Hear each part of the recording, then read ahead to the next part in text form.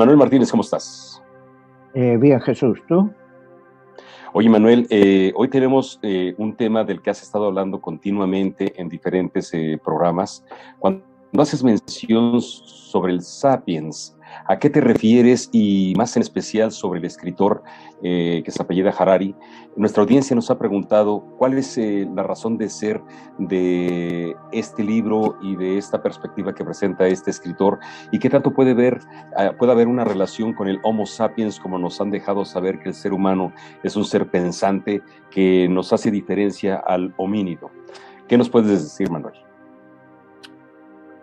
Bueno, pues como hemos mencionado algunas veces, Yuval Noah Harari es un autor israelita, historiador, antropólogo, que en el año 2014 sacó este libro que se llama Sapiens, de animales a dioses.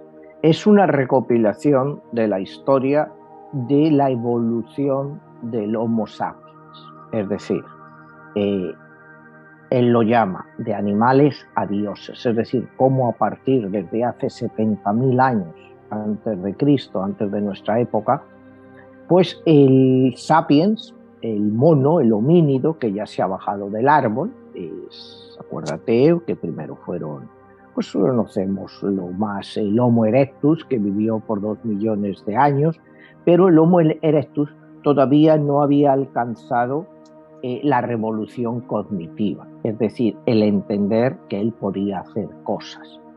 Entonces, Sapiens, el libro de Harari, empieza con la revolución cognitiva. Hay 4 partes en el libro de Harari. La primera se llama la revolución cognitiva, la segunda la revolución agrícola, la tercera parte del libro es la unificación de la humanidad y la cuarta parte del libro es la revolución científica. A través de todas estas revoluciones nos da idea de cómo hemos ido evolucionando. Primero, para que nuestra audiencia, las personas que nos vean o nos escuchen, entiendan, Harari, por supuesto, no cree en Dios. Considera que Dios es una creación precisamente de este sapiens para hacerse sentir bien y para alcanzar un cierto grado de identificación. Los hombres se identifican con un dios o con dioses para tratar de tener un sentido común. Pero en ningún momento Harari admite ni siquiera la posibilidad de que Dios exista. Es todo una invención del sapiens. Y que el conocimiento o la persecución o la búsqueda de este Dios no está en ningún otro tipo de animales, solo está en el sapiens. Ni siquiera en el Homo erectus, ni siquiera es el sapiens el que desarrolla todo esto y desarrolla las religiones que las acomoda a su conocimiento. Entonces, hay una frase muy divertida en este libro que dice: imagínate que tú a un mono le pides que te dé, que tiene un plátano, tiene varios plátanos, que te regale varios plátanos o que reparta varios plátanos, y tú le dices que en una próxima vida, en un futuro quizá paraíso, pues va a recibir infinidad de bienes e infinidad de beneficios por darte este plátano. El simio te va a decir que no te da este plátano porque no cree en eso. ¿Por qué no cree en eso? Porque no tiene, digamos, todavía ese factor cognitivo que es lo que inicia la revolución del sapiens. Entonces, partiendo de este punto, si quieres, empezamos con lo que es el libro de Sapiens. A ver, Manuel, ahí tú estás haciendo mención de la revolución cognitiva. ¿Qué significa eso? Y en este aspecto, ¿por qué podría marcar la diferencia entre un homínido, que es un primate, un elemento de la naturaleza, a diferencia del ser humano? ¿Qué significa la revolución cognitiva? Bueno, es cuando este hombre, este sapiens, se da cuenta de que piensa y de que puede hacer cosas. Esa es la principal baza de esta revolución cognitiva, ser capaz de pensar y de hacer. Hasta entonces, hasta el Sapiens, nadie o ningún, llamémosle, animal o semihumano había sido capaz de llegar a esta conclusión. Entonces, a partir de ahí es cuando se inicia la verdadera revolución y evolución del Sapiens. Como él te dice, ¿no? Dice, hace 70.000 años el Sapiens seguía siendo un animal insignificante, que se ocupaba de sus propios asuntos en un rincón de África, porque ahí es donde está el Sapiens, o sea, venimos de un rincón de África. En los siguientes milenios se transformó en el maestro de todo el planeta y a la vez en el terror de ese mismo planeta y, por supuesto, del ecosistema. Hoy está a punto de convertirse en un dios, preparado para adquirir no solo la eterna juventud, sino también habilidades divinas, tales como la creación y la destrucción. Y bueno,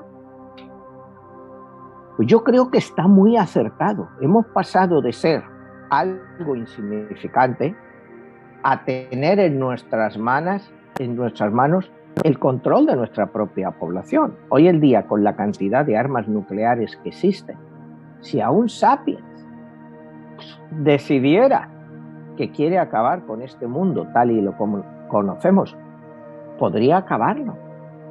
Sería un dios, el dios de la destrucción, pero no dejaría de ser un dios.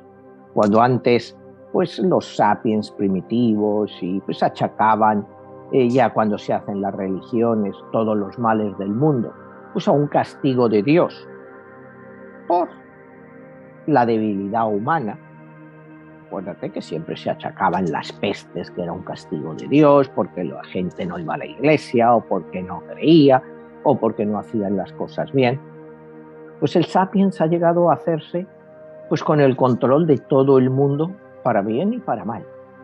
Si los Sapiens son capaces de dirigir este mundo hacia el progreso, pero un progreso real, podrían hacerlo. Pero el Sapiens es demasiado egoísta. Entonces, eventualmente, como te dice Harari en su libro, quizá nosotros seamos la última generación de Sapiens que hay. Porque en el futuro vamos a ser hombres, pero a la vez vamos a ser máquinas, lo que sería un cyborg, como vemos en las películas de personas con unas cualidades brutales, que son producto de las máquinas. Entonces, hoy en día pues ya se hacen experimentos de este tipo. El problema que se crea con todo esto es que se pueden crear superhombres, que son a la vez máquinas. Yo ya he conocido a uno, cuidado, que él se considera que es una máquina. Yo ya tengo esa experiencia con una persona que he conocido, no te voy a decir quién es y tal, pero yo sí es una persona que realmente se cree que es una máquina. No sé hasta qué punto estará, no sé, influenciado por las películas o si realmente él ya ha tenido experimentos. No lo sé, yo te digo, es una persona muy privada, entonces, pero yo sí le he visto a él actuar como una máquina en algunas funciones. Entonces, pues son los primeros pasos y cada vez nos vamos a encontrar con más personas de este tipo que van a estar ahí alrededor nuestro y nosotros realmente pues no sabemos lo que son. Entonces hoy en día, pues tal y como van los experimentos, pues va a ser muchas personas, no te digo muchas, pero sí poco a poco, pero en 50 años, dice Harari, que tal y como nos conocemos los sapiens de ahora, pues ya no van a existir prácticamente, nos vamos a ir muriendo y los nuevos sapiens van a ser una mezcla de hombres y máquinas, porque nos van a inmunizar contra todo, vamos a llegar a lo que él define como amortales. Amortales, no inmortales. Amortales quiere decir que vamos a ser capaz de superar la vejez, de superar todas las enfermedades. Pero, por ejemplo, no vamos a ser capaces de superar un accidente. Si tú te mueres, o sea, te matas en un coche o te caes por un barranco, eso ya no va a ser posible resucitarte. Pero mientras no tengas un accidente, cualquier enfermedad va a poder ser curada y no vas a envejecer. Esto le vuelve a hacer a él una reflexión en cómo va a reaccionar la humanidad a esto, porque él te habla, bueno, de lo que es el capitalismo, de lo que es el comunismo, de todas las religiones. Ahora, si quieres, entraremos dentro de esto. Él te dice, vas a poder ser amortal, pero no todo el mundo va a poder ser amortal. Va a ser el que tenga el dinero para poder ser amortal. Es decir, el que pueda tener acceso a todo este tipo de tratamientos para no envejecer, para no enfermarse nunca, y que te puedan vivir centenares, si no miles de años. Pero eso no va a estar al alcance de toda la población. Va a estar otra vez en el 1% de la población que se puedan costear todo esto. Entonces, va a crear unos problemas sociales brutales. Entonces dice que ese es uno de los grandes problemas a los que nos vamos a enfrentar. Que no es decir que todo el mundo va a tener acceso a esto, en absoluto, sino solo una parte muy privilegiada de la población. Pero el Sapiens habrá conseguido lo que quería, la mortalidad y el vivir pues eternamente. Emanuel, estás hablando de la amortalidad. Es un término nuevo que quizá es primera vez que yo lo escucho y gran parte de nuestra audiencia. ¿Qué diferencia habría entre la amortalidad y la inmortalidad? ¿Y qué tanto tendría que ver con esto que estás haciendo referencia a la posibilidad de que el ser humano sea un ser humano de diseño artificial? Bueno, pues yo creo que la mortalidad e inmortalidad está explicada pues en lo que acabamos de hablar hace un momento, ¿no? Amortalidad quiere decir que tú puedes vivir eternamente si, por ejemplo, no tienes un accidente. Podrías seguir viviendo. Lo único que te pararía tu inmortalidad sería un accidente. Por ejemplo, o que te peguen un tiro y te maten, te destruyan.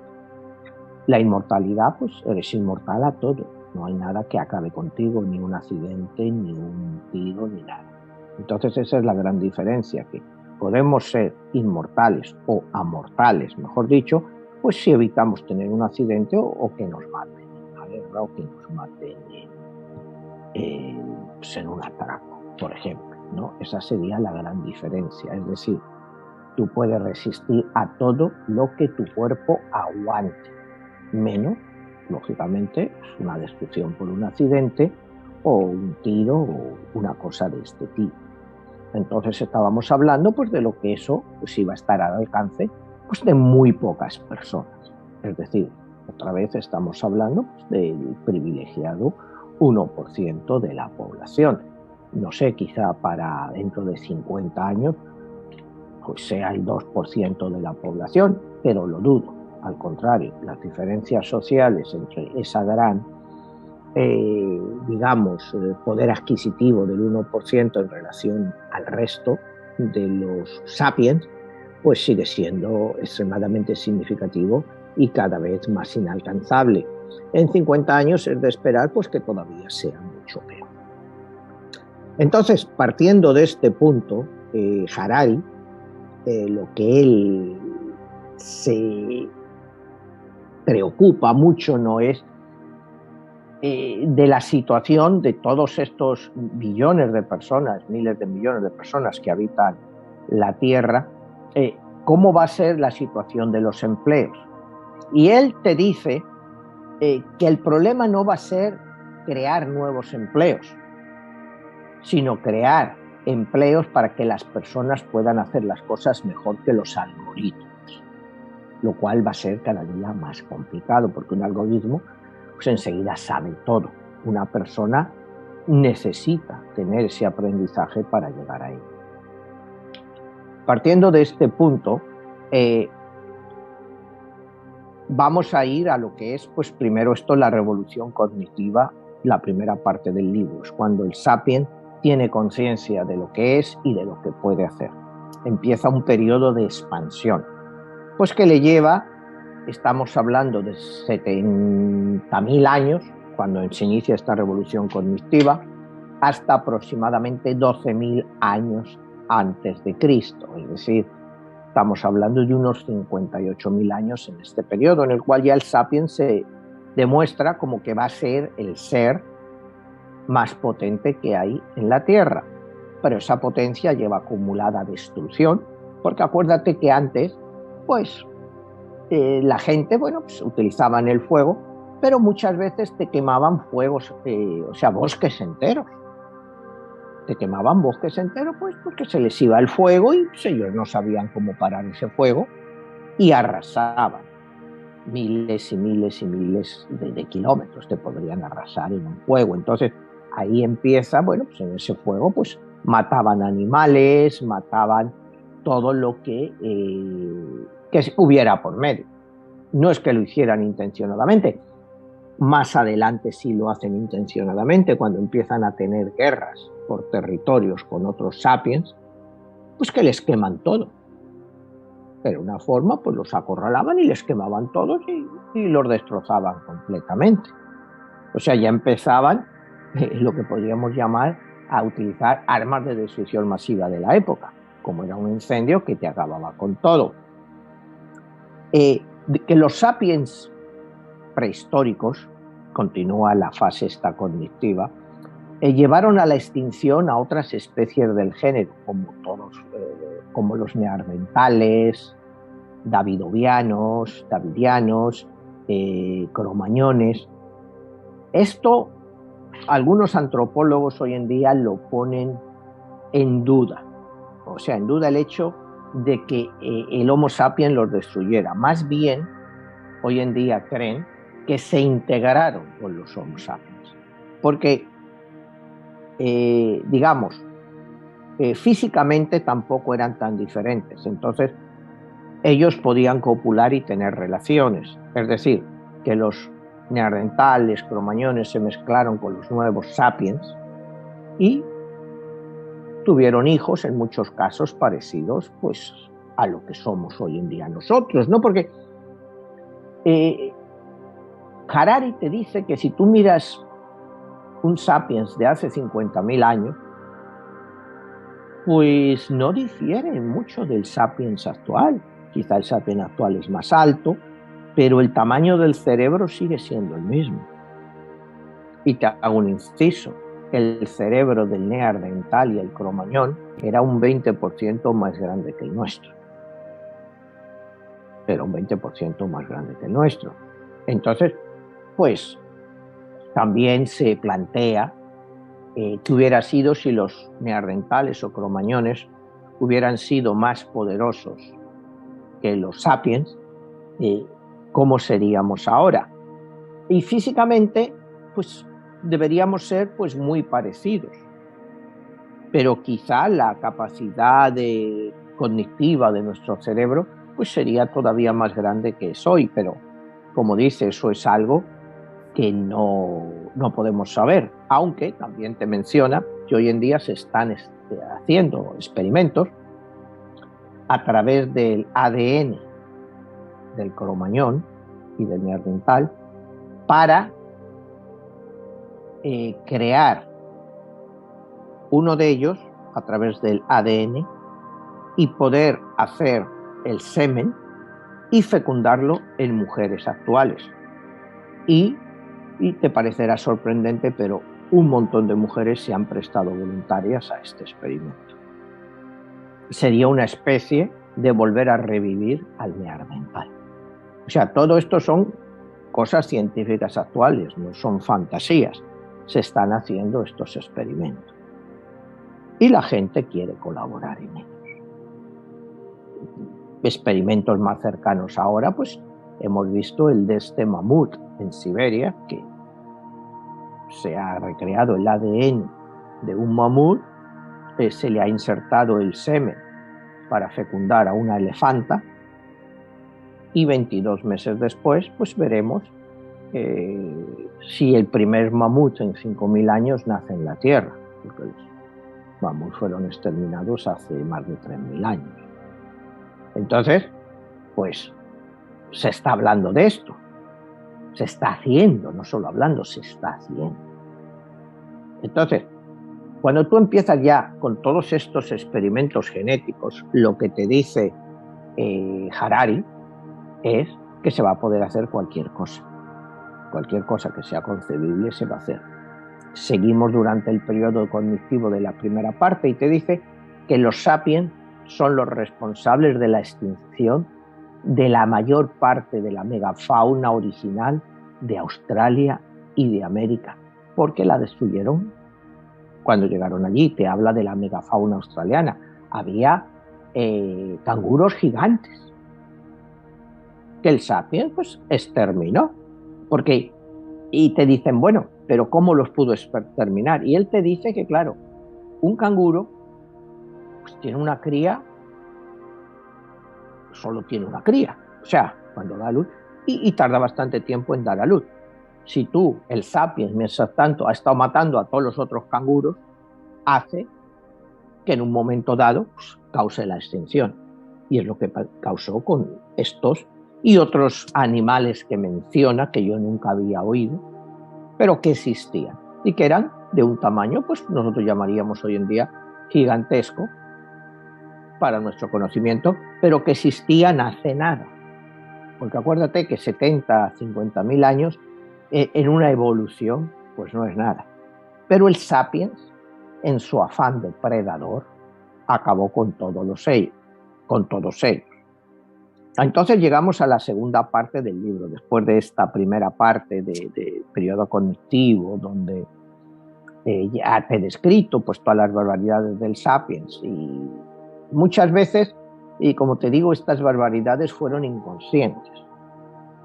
Como te digo, un accidente, incendiar un bosque o incendiar eso, pues era pues accidentes para ellos, pero ellos, como tampoco había tanto, pues lo dejaban correr el fuego, bueno, ya acabaría el fuego y se iban para otra parte. Entonces llegamos a la segunda revolución del sapiens, que es la revolución agrícola. Que esta revolución comienza con la premisa de mejorar las condiciones de vida de la población. Pero según él, esto no fue un avance, sino que fue una retrocesión.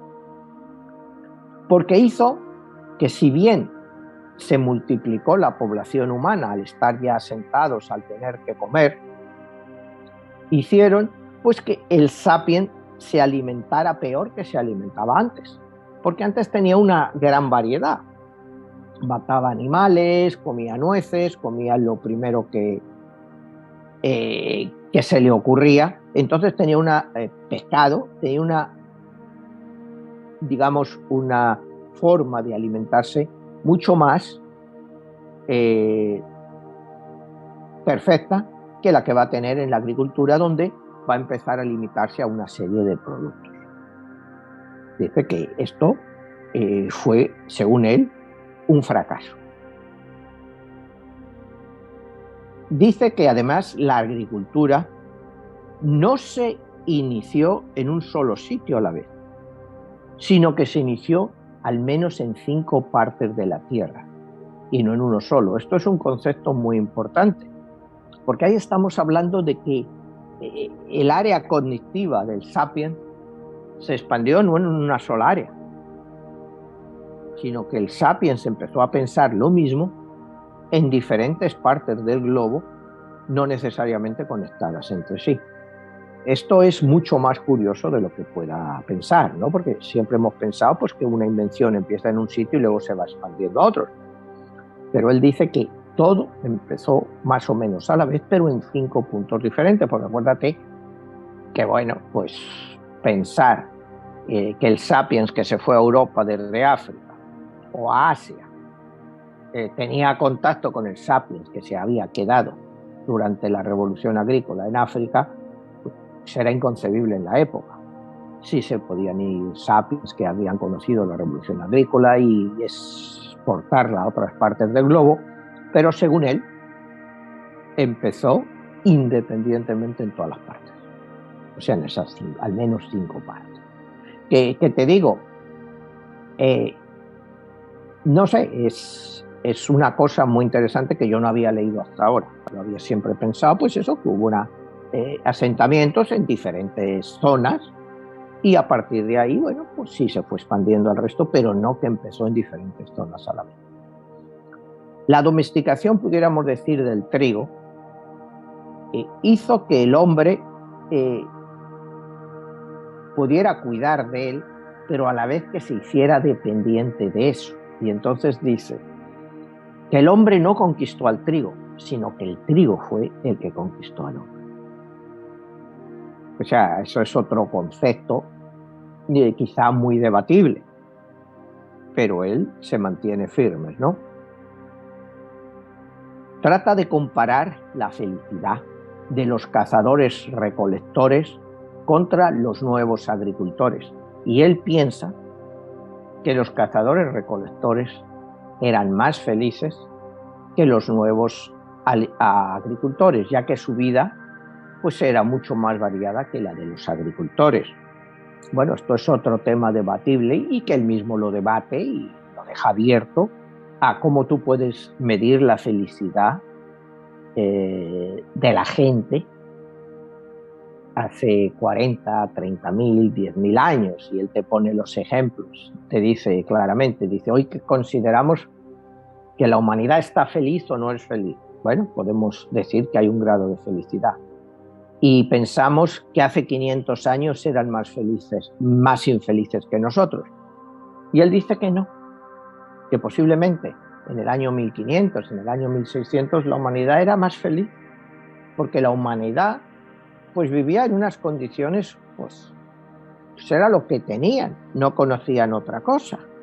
Entonces, pues con lo que tenían, más las religiones que les habían convencido de que iban a tener una vida de sufrimiento, pero al final, si ellos habían sido buenos, pues iban a ir al paraíso.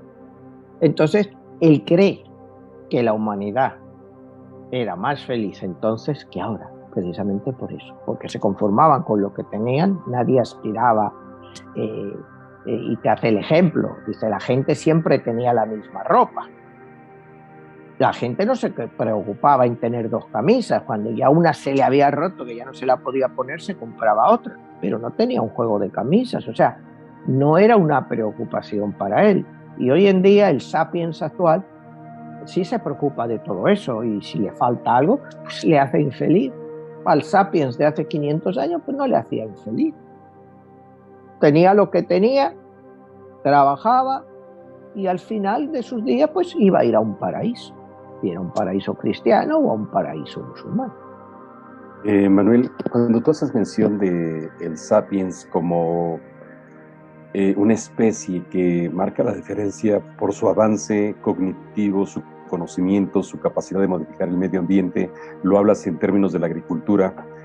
La pregunta sería, y va muy en relación con tu libro de 22, La Guerra de los Dioses, y tú como escritor que has expuesto una teoría totalmente nueva e innovadora que tiene que ver cómo el ser humano está siendo diseñado, por así decirlo, y en otros aspectos pudiéramos decir manipulado biológicamente, energéticamente, cognitivamente. ¿Qué tanto pudiera haber esa mano que es la que diseña todos estos aspectos que este escritor Harari menciona en su libro de Sapiens, y qué tanto es quién es quién, o son esos dioses, o hay algo que sea la mano que interviene, la mano divina que modifica al ser humano, o es el ser humano que se modifica a sí mismo? Bueno, pues yo creo que la respuesta de Harari es clara, como hemos dicho al principio. Harari no cree en un dios o dioses. Los dioses para él no existen, son solo una invención humana. Todo el avance y toda la modificación viene de los propios sapiens, o seres humanos, como los quieras llamar. O sea, acuérdate que Homo sapiens significa hombre, sapiens, sabe, que nos lo hemos puesto a nosotros ese apelativo de sabios. Pero claro, yo no sé cuán sabios somos, ¿no? O sea, en casi 8.000 millones de personas, o sea, 8.000 millones de sabios, no sé yo si hay 8.000 millones de sabios. O sea, hay gente que cree que sabe, o que creemos que sabemos, pero en el fondo somos todos una banda de ignorantes, ¿no? Pero bueno, el problema es que vivimos en una sociedad de ignorantes, pero que consideramos que lo sabemos todo. Y eso es uno de los grandes problemas que plantea Harari. Antes, que era un ignorante, pues era un ignorante y no trataba de sorprender a nadie con conocimientos. Hoy en día, pues vemos tertulias en televisión llenas de sabios, gente que lo sabe todo, que son increíbles, todo el mundo opina, todo el mundo sabe, pero tú en tu vida real, en tu día a día, tú estás rodeado de gente sabia también. O sea, cualquier persona que tú hables, pues son sabios, lo saben todo, te dan consejos de todo, ¿no? Como te digo, un gordo dándote consejos para adelgazar, o sea, yo eso lo he visto muy común. Entonces, pues ese es, como dice Harari, uno de los grandes problemas, el creer que somos sabios, cuando realmente sabemos todavía muy poco, pero vamos hacia una creación de sabiduría, pero de sabiduría genética, o sea, no de sabiduría espiritual. O sea, ¿qué es un hombre espiritual en sí o un sapiens espiritual? Pues un sapiens espiritual es un sapiens que cree que hay ciertas cosas que están por encima de nosotros. Con lo cual Harari no está de acuerdo con eso. Él no cree que haya nada por encima de un sapiens. Que todo lo demás son mitos. Como te decía, él habla de las religiones. Incluso él es israelita, él es judío, pero él va contra los judíos cuando dice los judíos, bueno, pues tú estudias aquí en Israel y parece que hemos sido pues los grandes impulsores del desarrollo humano. Dice, nos damos una importancia que realmente nunca hemos tenido y sin embargo nos creemos que somos. Y cuando tú miras el judaísmo en relación a la evolución del sapiens, a la evolución de la humanidad, el judaísmo pues ha tenido una influencia mínima, pero mínima en todo. Sí, hoy en día puedes decirme, bueno, pero el 30% de los premios Nobel de medicina, de física, y esos son judíos. Sí, pero eso no quiere decir que a través de toda la evolución de estos 70.000 últimos años, el judío o el hecho de ser el judío haya tenido alguna importancia. Dice, hay que quitarse de encima ese sentimiento de que somos algo, o por ser judíos, o por ser cristianos, o por ser musulmanes. No somos nada. Dice, lo que hemos hablado aquí muchas veces, dice, pues a las doctrinas clásicas, judaísmo, cristianismo, islamismo, budismo, pues se le han unido nuevas religiones, como es el comunismo, es el capitalismo. Dice, que no dejan de ser religiones, porque la gente las sigue con fe. Tú hablas con un capitalista y defiende el capitalismo a capa y espada. Los comunistas lo defendían. Hoy vemos que la China comunista pues todavía defiende el comunismo a su manera. Se convierten en religiones de Estado y dicen, ¿qué diferencia el comunismo al cristianismo o al capitalismo del cristianismo? Dice, en el fondo es lo mismo, es una base de creencias las cuales te ofrecen un mundo mejor, que lleva toda la razón, porque ¿qué el comunismo que te ofrece? Pues un mundo mejor, igual que el cristianismo, el capitalismo que te ofrece, pues un mundo mejor y al alcance de todo el mundo, porque todo el mundo puede aspirar a ser millonario. Pero claro, dice, la realidad es otra.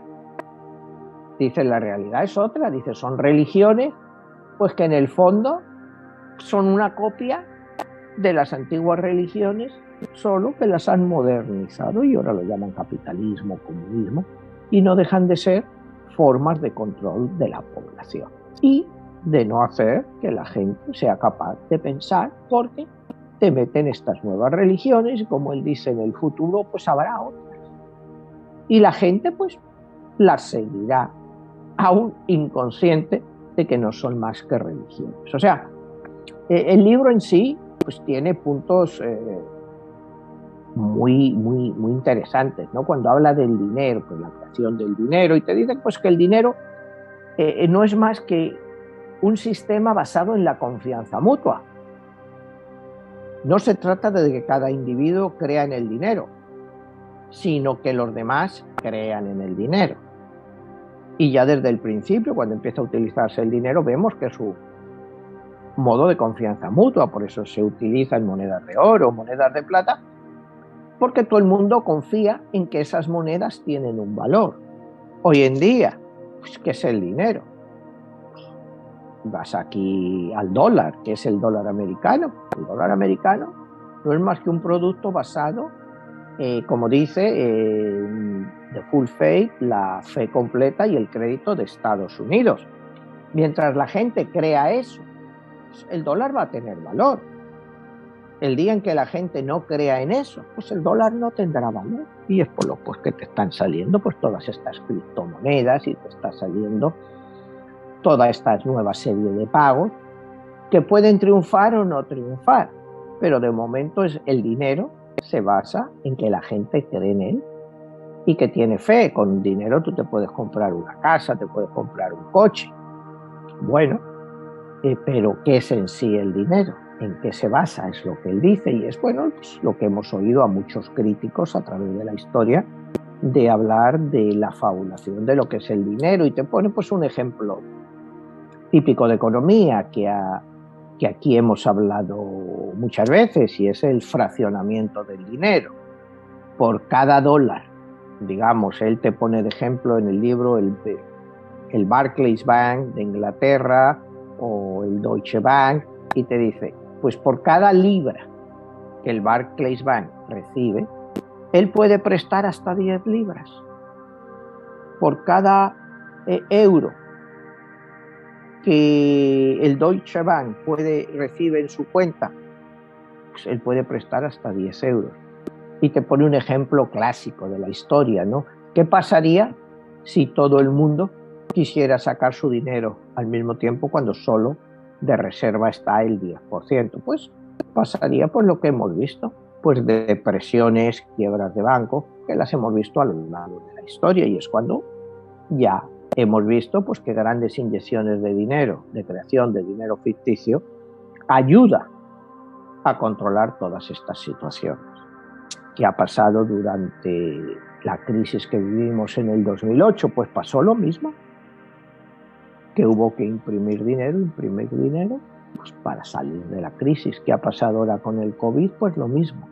Entonces lo que él te dice, pues que esto es un mal del propio sistema y del dinero, y que eventualmente puede llegar un momento en que las autoridades monetarias pues no sean capaces de controlarlo y viviríamos quizá una de las mayores crisis que hemos vivido nunca, ¿no? Aunque ya te digo, ya se han vivido crisis así. A ver, Manuel, cuando estamos hablando en referencia de lo que significa todo esto de un ser humano más avanzado, un ser altamente diseñado, que tiene capacidades extraordinarias, ¿qué tanto todo esto de lo que tú hablas, que hoy en día lo vemos en aspectos como la economía, como la evolución tecnológica, la sobrevivencia, qué tanto puede llevarlo a, como lo mencionabas anteriormente, a su propio autoexterminio en referencia de que el ego pudiera ser la parte que a ese ser que se siente más y que puede diseñarse como superhombre, lo lleve a la autodestrucción? Bueno, pues eso podría pasar fácilmente. Harari te dice que el premio Nobel de la Paz se le debería de haber dado a Oppenheimer. Oppenheimer sabemos que fue el director del proyecto Manhattan que dio origen a la bomba atómica. Porque dice que gracias a la bomba atómica, que la tienen muchos países, o sea, Estados Unidos, por supuesto, Rusia tiene todavía más bombas atómicas que Estados Unidos y China no llega al nivel, pero tiene muchas para destruir el mundo. que gracias a la invención de la bomba atómica, el mundo ha vivido en paz.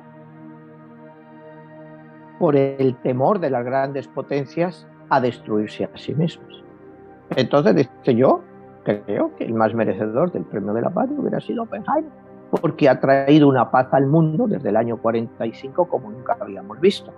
Y es cierto, aquí lo hemos comentado, nos quejamos de nuestra situación, de que si muere mucha gente del COVID, que si muere mucha gente de cáncer, de accidentes, del calentamiento global. Pero muertes por guerras prácticamente no hay. Desde el año 45 sí tuvimos el conflicto de Corea, la guerra de Vietnam, en fin, la guerra de Argelia para los franceses, la guerra de Vietnam también para los franceses, en fin, ha habido guerras, pero no ha habido conflictos internacionales. Es más, te queda tan impresionante que yo creo que pues, la mayoría de las personas sabemos, pero nunca nos habíamos puesto a pensarlo, que desde el año 45, que acaba la Segunda Guerra Mundial, con la explosión atómica de Hiroshima y Nagasaki, no ha habido ni un solo intento de un país de tomar a otro. Ningún país ha tratado de tomar a otro. Te pone ejemplos de excepciones, pues la famosa guerra de Eritrea y en el Cuerno de África, que trataban de conseguir una parte de eso, o te habla de la primera guerra del Golfo, cuando Saddam Hussein de Irak trata de conseguir lo que es Kuwait, pero no ha habido guerras. No ha habido guerras de expansión de un país, de tratar como antes Alemania trataba de conquistar a Francia, Francia trataba de conquistar a España, España trataba de conquistar a Francia. Ya no ha existido eso. No ha existido eso. Y dice que el detonante para que eso no exista pues ha sido la bomba atómica. Por lo tanto, Oppenheimer debería ser galardonado con el Premio Nobel de la Paz. Y parece una cosa cruda, pero si lo analizas fríamente tiene mucho sentido. Manuel, en esta parte donde tú hablas y haces mención de que sonaría un poco contradictorio de que a Oppenheimer le tuvieron que haber dado el Premio Nobel de la Paz, siendo que tiraron 2 bombas nucleares y que pues estamos hablando que exterminaron a un sinnúmero de personas. ¿Será que hasta cierto punto el fin justifica los medios según la conveniencia de quien los está planteando? Pues no necesariamente. Lo que Harari planea es que sencillamente un acto de violencia tan grande como fueron las 2 bombas de Hiroshima y Nagasaki han evitado que vuelva a haber mayores exterminios de gente. Han sido muy localizados, pero como te decía antes, ya no ha habido invasiones de países de uno a otro para conquistarlos. Porque un país está pues o del lado de Estados Unidos, otro está del lado de Rusia, otro está del lado de China. Entonces, tú sabes que un enfrentamiento entre 2 de esos colosos pues nos llevaría al fin del Homo sapiens tal y como lo conocemos. Como decía Einstein, si hubiera una tercera guerra mundial, la cuarta guerra mundial se libraría con palos y piedras, porque quedaríamos todos exterminados. Entonces, lo que yo creo que Harari pues trata de decir es eso, que un hecho tan abrumador como fue la obtención de la bomba atómica al final ha provocado pues que el mundo en sí sea mucho más pacífico. Y como te vuelvo a decir y repetir, no me cansaré de repetirlo, vivimos en la época más pacífica pues que ha tenido la historia de la humanidad. Aunque nosotros pues, nos sentamos afectados pues, por el crimen en nuestras ciudades, pues no sé, los atracos, todo lo que pueda ser, las muertes, los accidentes, como te digo, el calentamiento global, que el calentamiento global, bueno, pues es obra, como dice Harari, pues de los sapiens, es otra más de las barbaridades que han hecho los sapiens. Como dice, él dice, mucho antes de la revolución industrial, el sapiens había conducido a muchos animales, plantas, hacia su extinción. Dice, tenemos la dudosa distinción de ser la especie más mortal y depredadora en los anales de la historia. Y lo somos. Y lo somos. Entonces, cuando tú dices que el hecho de que él diga darle el premio Nobel a Oppenheimer, pues eso ha frenado las muertes masivas en guerra. Aunque, como te digo, ha habido guerras después, pero han sido guerras muy localizadas. Hoy en día, pues hablamos del calentamiento global, como que va a acabar con los sapiens.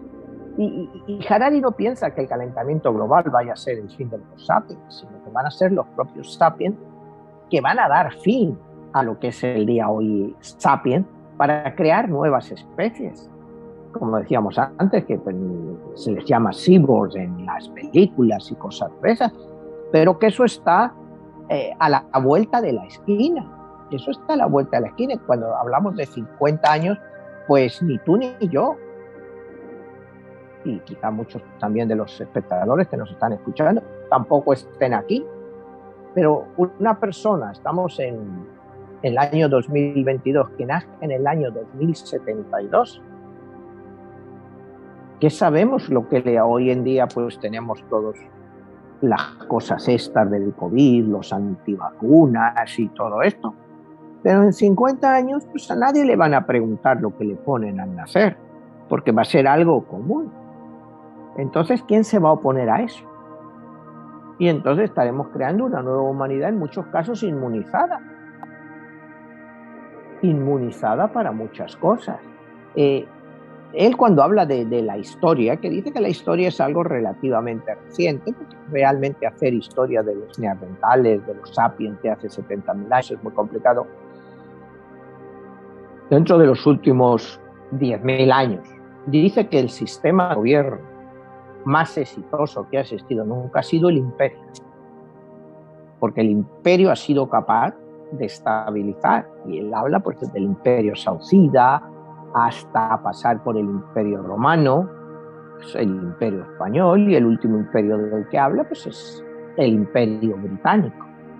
Dice que fueron muy exitosos, porque fueron capaces de unificar a mucha gente bajo su bandera o bajo su jurisdicción, y como forma política fue muy exitosa. Cuidado, no quiere decir que él la defienda. Él habla de lo que es como el imperio chino de la época. Cuando se rompió el imperio chino es cuando China entró en una decadencia en el siglo XIX, de 100 años, pues que le alejó totalmente de Europa. Porque hasta el siglo XVIII la tecnología, la forma de vida en China y en Europa pues era muy similar. Entonces él valida los imperios. Hoy en día pues que habla de imperios como lo que a veces llamamos el imperio americano, que ya no es un imperio expansionista, es decir, quiero este territorio o el otro, no, sino que es un imperio global, cultural y económico, y que ha conseguido pues un gran progreso para la humanidad. Puede ser negativo, positivo, pero el progreso está ahí. Se han evitado guerras, la humanidad está más uniformada en el sentido pues que a todo el mundo le gusta tener un teléfono Apple, a todo el mundo le gustan las series de Netflix. Eso es una forma de imperio, como él lo llama, ¿no? Pero te dice que los sapiens, o lo que nos llamamos humanos, que somos muy buenos para adquirir poder, pero no somos tan buenos para traducir este poder en felicidad. Porque, y te ponen los ejemplos típicos, que si tú tienes $1.000.000, pues quieres tener 2 millones, que quieres una casa de 1 millón, pues quieres una de 1 millón. Es decir, el sapiens nunca se conforma con lo que tiene. El sapiens actual, y te vuelve otra vez al ejemplo de hace 500 años, en que un agricultor británico o alemán pues no pensaba en si tenía pues una hectárea, no pensaba necesariamente en quitarle otra hectárea a su vecino para él tener 2. Él era feliz con lo que tenía, si le daba de comer, y con su iglesia. se le garantizaba pues que él iba a ir al cielo y a vivir en un paraíso después de toda esta experiencia terrestre. Entonces, se hace un estudio pues, de la evolución del sapiens, del entendimiento del sapiens, cómo mientras más tenemos, pues más infelices podemos llegar a ser. Incluso cuando lleguemos a ser amortales, los que puedan llegar a ser amortales, como te decía antes, ¿cómo van esa gente a ser felices por 400 años? O sea, muchas cosas tendrán que cambiar. Si tú vas a vivir 400 años, digamos que tienes a tus hijos con 30 años, tu hijo va a tener 370 años, si es también amortal. ¿Cómo pueden ser las relaciones durante 370 años y que no se deterioren? O sea, es un ejemplo, ¿no? O sea, ¿cómo van a ser eso? ¿Cómo vas a estar con una mujer por 370 años o con un hombre? Todas esas, lo que él se plantea es cómo va a cambiar la sociedad. Porque ahora mismo nos planteamos una vida hasta los 84 años, que es la media. Hace 2000 años, en la época de Cristo, la vida media eran 27 años. Pero bueno, también hay que tener en cuenta que las familias podían tener 8 o 10 hijos y 7 se les morían. Solo quedaban 2 o 3. Porque una persona en esa época también podía vivir 60 y tantos o 70 y tantos años. O sea, eran los ancianos, que eran los más sabios. Entonces se respetaba a los ancianos. Hoy en día a los ancianos cada vez se les respeta menos, cuidado. Aunque este país, si tú te fijas, Estados Unidos, cada día está gobernado por más ancianos. Es estilo chino, o sea, chino, acuérdate, y Japón, que ahí mandan los ancianos, pues en este país, en Estados Unidos, pues mandan los ancianos. O sea, hoy en día el poder, pues el presidente Biden, pues desde el punto de vista técnico, ya es un anciano. Estaba viendo un programa de CNN que estaban haciendo una especie de predicción de quiénes van a ser los candidatos en el año 2024 para las elecciones. Y plantean que el candidato republicano pueda ser Donald Trump y el candidato demócrata pueda ser otra vez Hillary Clinton. Estás hablando otra vez de 2 ancianos para dirigir a este país. Eso pues hace reflexionar un poco. Lo que dice Harari es, pues igual es mejor que gente con experiencia, que han vivido la vida, que saben lo que son, pues te puedan llegar a gobernar. Pero dentro de 300 años, igual tienes a un señor presidente, si sigue aquí la cosa así con los presidentes, o digamos si siguen las repúblicas, o no sabemos qué tipo de gobierno habla en 300 años, que te tenga 300 años. Sería hablar como hablaban los antiguos Anunnakis, cuando los dioses astronautas, pues que había dioses que tenían 70, 80 mil años y gobernaban por eso. Eran esos personajes, los famosos reyes astronautas, amortales o inmortales. A mí me da más creer que eran amortales de la forma que los presentan en estos libros de Zacarías H. Me da más esto, más amortales que inmortales, porque eventualmente morían de algo. ¿Me entiendes? O sea, que lo que está planteando Harari ya se ha planteado antes. Y si creemos en las teorías de los dioses astronautas, pues ha sido real. ¿Me entiendes? Y como te dice Harari, en un mundo inundado de información irrelevante, la única claridad que hay es el poder. Porque el poder, eso mismo se define. Tú tienes una inmensa capacidad para hacer bien o para hacer daño. Pero es el poder. Es la única clarividencia real que existe. El poder, que lo tengas a los 80 años o a los 300 años en un futuro, no lo sé.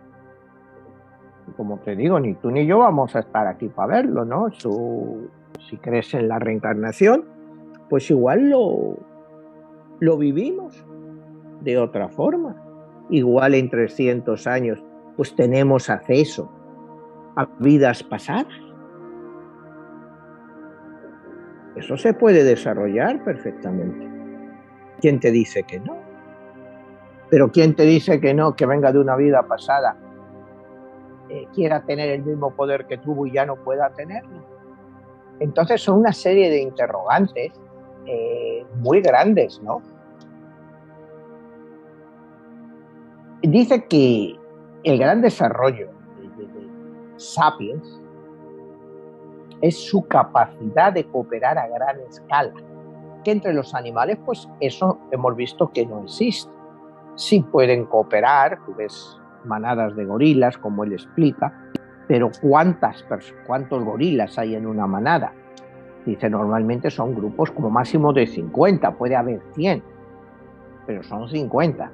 ¿Cooperan entre ellos? Pues aparentemente sí. Pero el Sapiens ha sido capaz de cooperar a gran escala, tanto para bien como para mal, como son las guerras o como puede ser una labor de reconstrucción, como hemos visto, que el Sapiens sí puede hacerlo. Entonces, ese es uno de los grandes avances del Sapiens, su capacidad de sobrevivir y su capacidad de cooperar a gran escala. Y dice que eso se ha conseguido gracias a los mitos creados por todos. Esos poderes unificadores, que en el fondo no son más que, como dice Harari, que los imperios y las religiones, porque eso unifican al Sapiens. El hecho de que prácticamente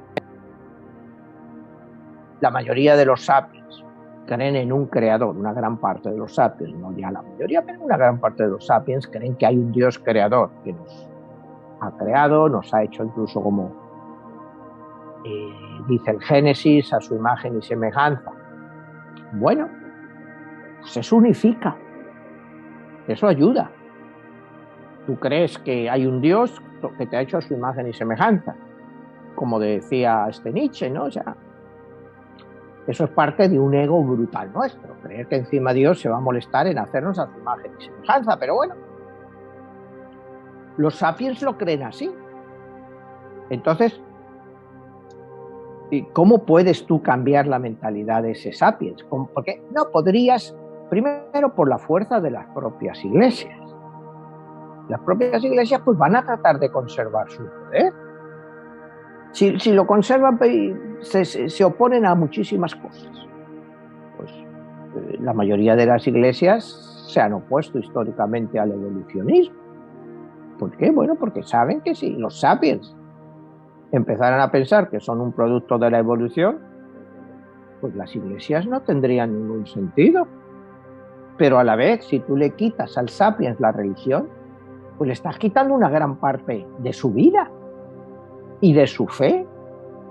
Y que eso sería muy grave, es lo que te decía Sapiens. Hace 500 años, pues el hombre pues quizá no tenía el Sapiens lo suficiente, pero tenía esa fe que le decía que al morirse pues iba a ir a un paraíso. Entonces eso le ayudaba, le daba fuerza en su vida. Hoy en día, pues a todos los Sapiens que no creen en un paraíso o en una vida después de la muerte, ¿qué les queda? Solo les queda esta vida. Entonces el hecho de llegar a ser amortales les va a traer mucho. Si tú no crees que al morirte hay algo, piensas que no hay nada, por supuesto vas a tratar de extender tu vida todo lo que puedas. ¿Cuál será la reacción de las iglesias? ¿Habrá iglesias en 300 años? ¿O la ciencia las habrá superado? Entonces sería la religión de la ciencia, porque acabaría siendo otra religión. Igual que hablábamos antes de capitalismo, comunismo, que no son más que religiones, pues sería creer en la ciencia para todo.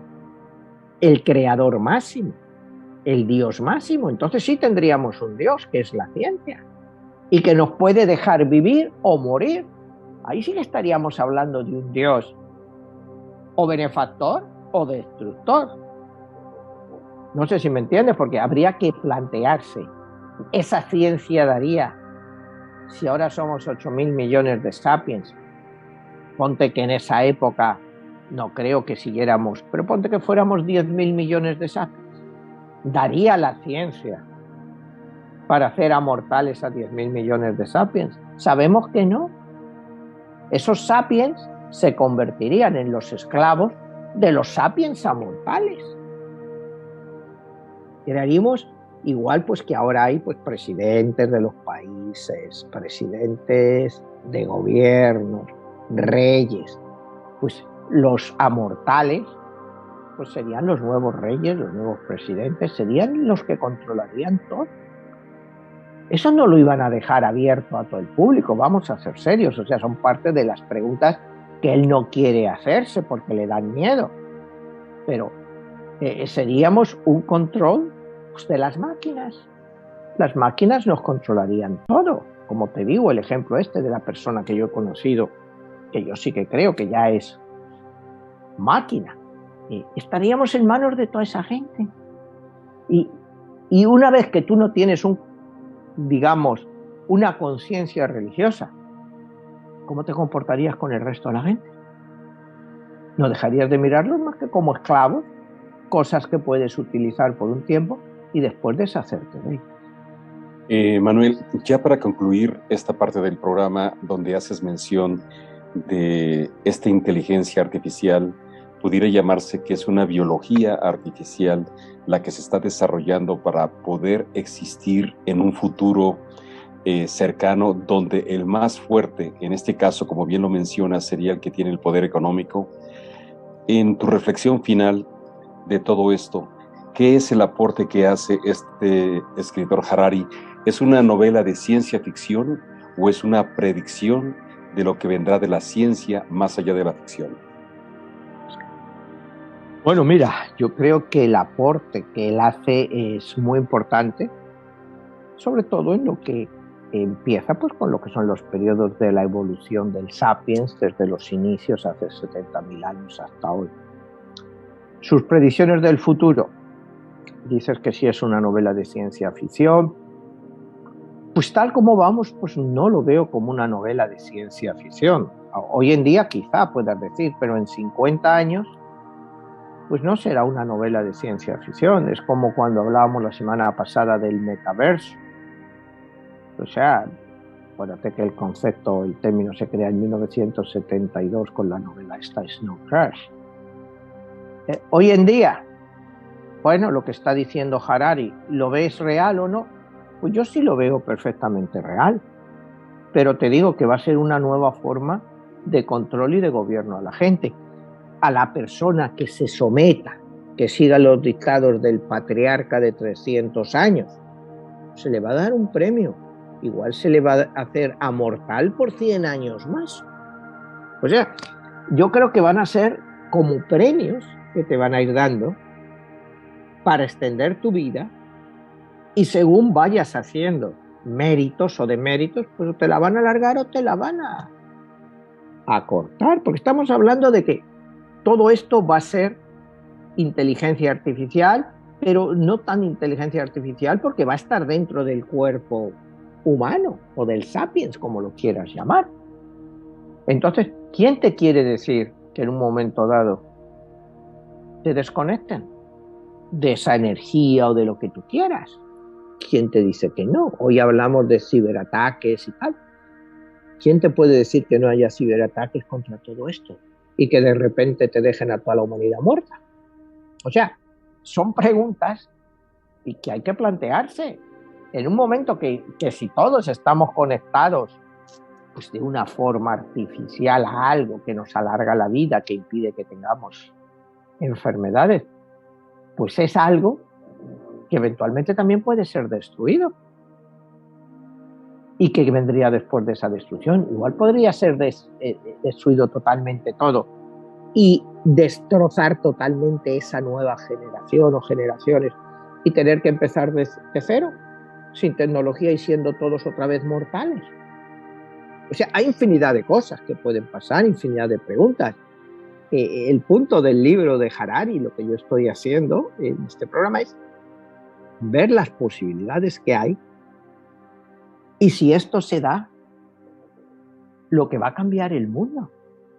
O sea, te estoy hablando de en 200 años. Es como si ahora estamos en el 2022, irnos a 1822. ¿Cuánto ha cambiado el mundo en estos 200 años? Pues una barbaridad. Hemos tenido la revolución industrial, todo tipo de revolución médica, revolución de los tratamientos, revolución de todo, alargamiento de la edad. Pues en 200 años, con todo esto, pues la mortalidad sí es posible, pero aún así, hoy aquí, hoy en día, aquí pudiendo vivir pues hasta los 84, 90 o 100 años, en cuartas partes del mundo la gente se muere por enfermedades y por hambre. Pues va a ser lo mismo. No va a ser un mundo global mejor. Va a ser un mundo mejor otra vez para las sociedades privilegiadas. Y es lo que hay que entender de todo esto, ¿no? Que no va a ser un mundo perfecto, sino que va a ser un mundo semi-perfecto para el que pueda vivir en ese mundo y tenga los recursos económicos para hacerlo. Entonces no nos engañemos, no vamos a un mundo de felicidad total, de gente viviendo 300, 400 años y siendo felices, porque si hubiera mucha gente viviendo 300, 400 años, ¿quién iba a pagar las pensiones? Bueno, si te dices, si tú te conservas joven, pues vas a trabajar 300 años. Imagínate a un obrero de la construcción que lo tengas 300 años trabajando.